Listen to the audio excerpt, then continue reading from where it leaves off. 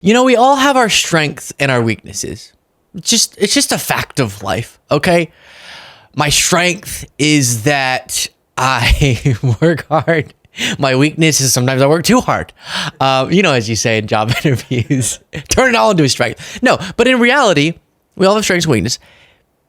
Elon Musk, maybe you could say a strength of his is jumping up and down, or is doing motions with his hands that seem like a CKL, but they're not. A weakness is anything outward facing, PR. And I don't know why the Trump administration would have him come out and act as a spokesperson in any capacity, because it just does not go well. So let's take a look at this interview with Hannity. We'll break it down piece by piece, starting with a truly infuriating set of arguments that he makes here, but he does so in a rhetorically ineffective way.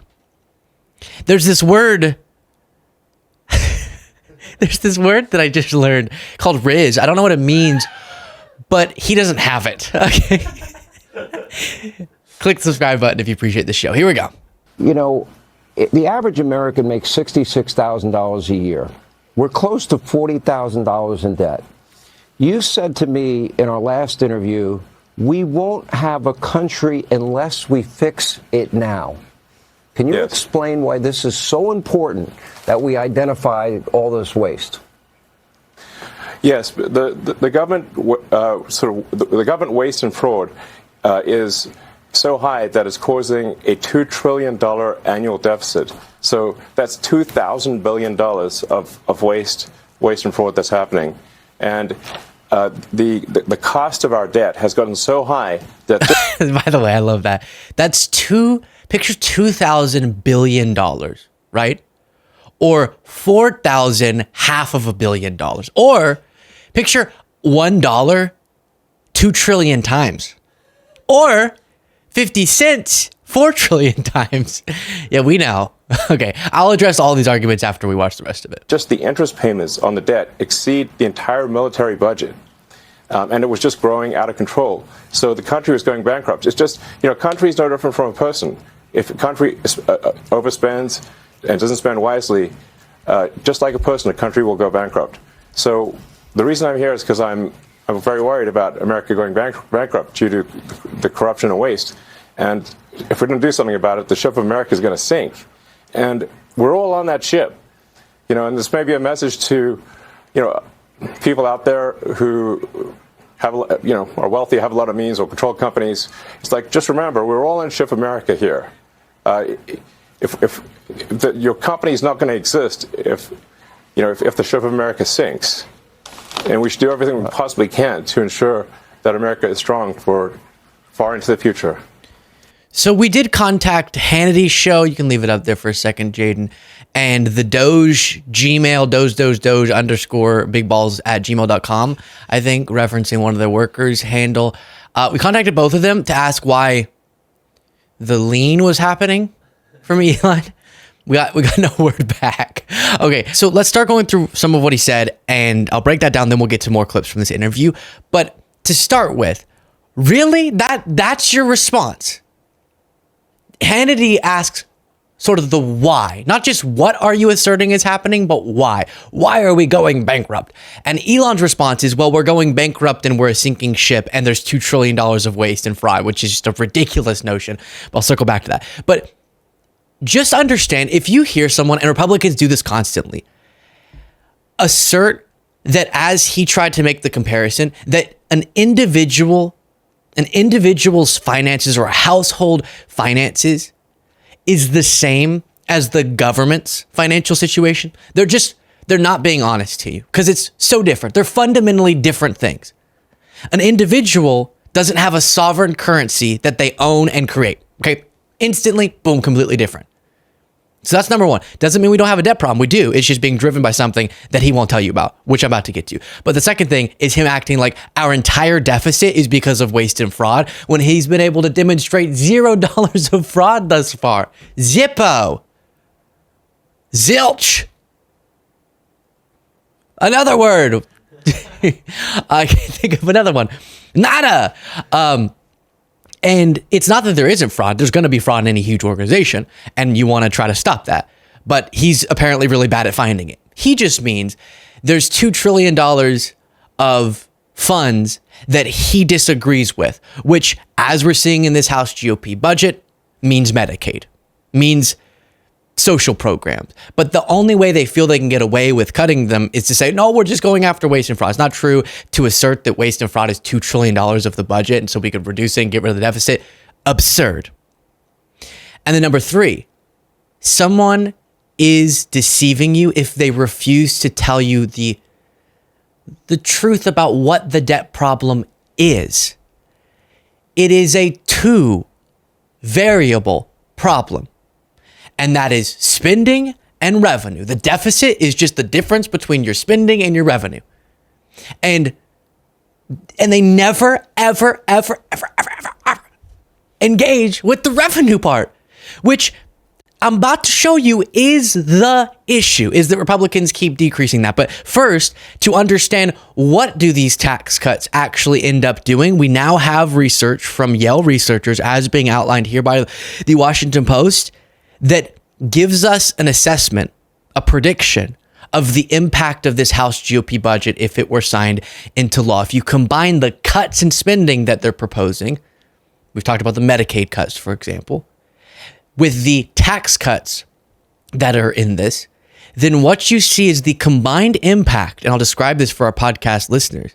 By the way, podcast listeners, please do rate the show if you appreciate it. Is the bottom 20% and the second quintile is losing money. They're going to say, no, trust me, hardworking Americans are going to win. No, they're losing money. And there's essentially no benefit for everyone except for the tip top. And as you get richer, you get way more benefits. So as they conclude in this research, this is a transfer of wealth from the bottom to the top. Is that the transfer that you think is reasonable? I don't think so. So with that in mind, with that being what these tax cuts so frequently do, combined with spending cuts, do you know what the real cause of our debt problem is disproportionately? These Republican tax cuts. If not for, as the Center for American Progress writes, the Bush tax cuts and their extensions, as well as the Trump tax cuts, revenues would be on track to keep pace with spending indefinitely. And the debt ratio, debt as a percentage of the economy, would be declining. Instead, these tax cuts have added $10 trillion to the debt since their enactment and are responsible for 57% of the increase in the debt ratio since 2001. But crucially, more than 90% of the increase in debt ratio if the one-time costs of bills responding to COVID-19 and the Great Recession are excluded. Eventually, the tax cuts are projected to grow to more than 100% of the increase. So if you exclude spending relating to crises, emergency funds that are one-time costs, then you're looking at 90% of the increase in the debt ratio being directly the impact of these Republican tax cuts over the last couple of decades. That I just showed you in the Trump one and a similar phenomenon with the Bush one are transferring wealth from the bottom to the top. But Elon doesn't say that, does he? No, he says it's only because you're getting too much in social programs. That's the only problem. It's not. It's just not. Factually. And he won't mention that. He'll act like the only reason we have a debt problem is because of spending. And while one path to decrease the deficit would be to cut spending, a much more rational one would be to stop what now they're wanting to exacerbate, which is the tax cut fueled increase in our debt.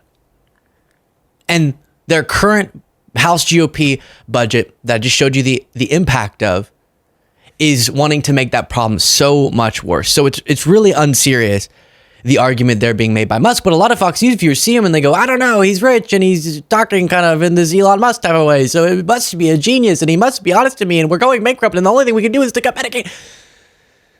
Another moment.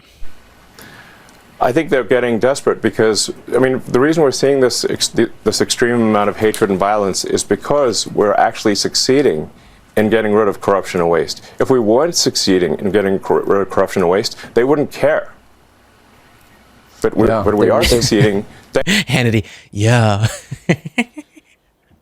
What do you mean, yeah, Sean? Weren't succeeding in getting rid of corruption and waste, they wouldn't care. But we are succeeding. Without President Trump, this would be impossible. So I'd just like to say, it's only possible with this president. Yeah, so that's just rewording what you just said. But okay, so no, I mean, what does that mean? You think just random people, random working Americans are going, damn it, Elon found the waste that went to corrupt rich people? No, that's not what happened.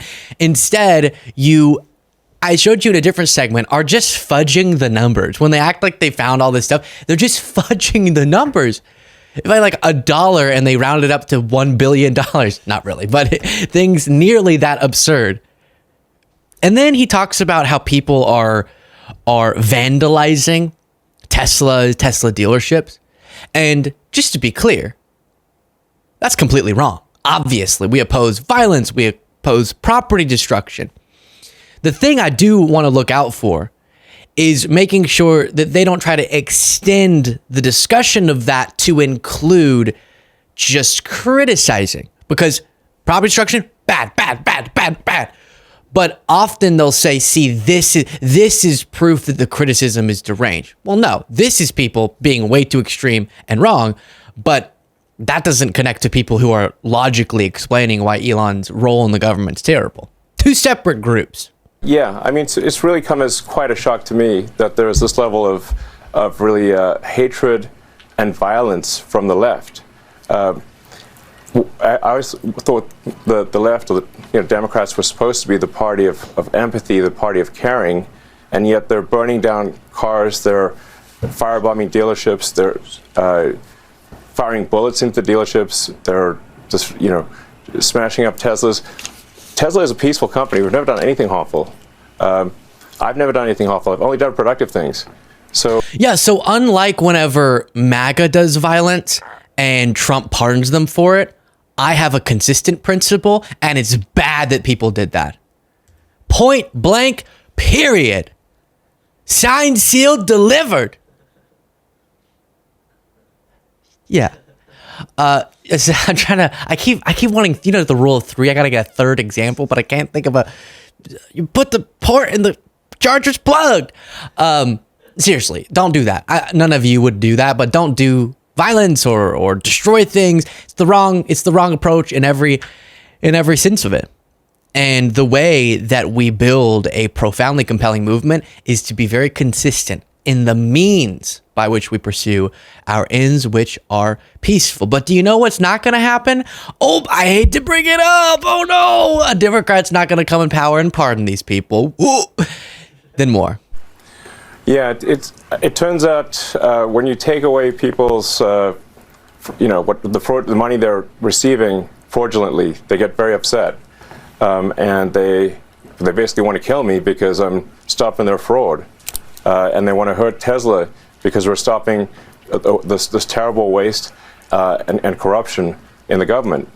And I guess they're bad people. Bad people will do bad things. Yeah, that's true. That's true for sure. Yep. Then here is Elon talking about going to NARS, as Trump called it. And we are going to be able to take astronauts to Mars. In fact, we want to take anyone who goes to Mars and ultimately build a self-sustaining civilization on Mars. That is the long-term goal of the company. Make life multiplanetary. I mean, that is... Why is he leaning? Like, imagine... It doesn't make sense. A very bold vision. How long do you think that might take SpaceX to be able to accomplish? I think we could do it in 20 to 30 years. Mm-hmm. So really, in our lifetime, I should say, if God blesses me with a longer life than I deserve. Yeah. Okay. He's notoriously making wrong predictions. Stacy said I'd settle for a self-sustaining civilization on Earth. True. It's funny how he goes, we don't have any money. We're bankrupt. Keep giving me billions of dollars so we can go to Mars. Really? Are we really that bankrupt? We're so bankrupt. Grandma can't have her dang benefits, but Elon gets to go to Mars? Really? That doesn't sound right. That doesn't sound correct from the standpoint of reasonable, I guess is how I'd put it. What a guy. Share your thoughts in the comments.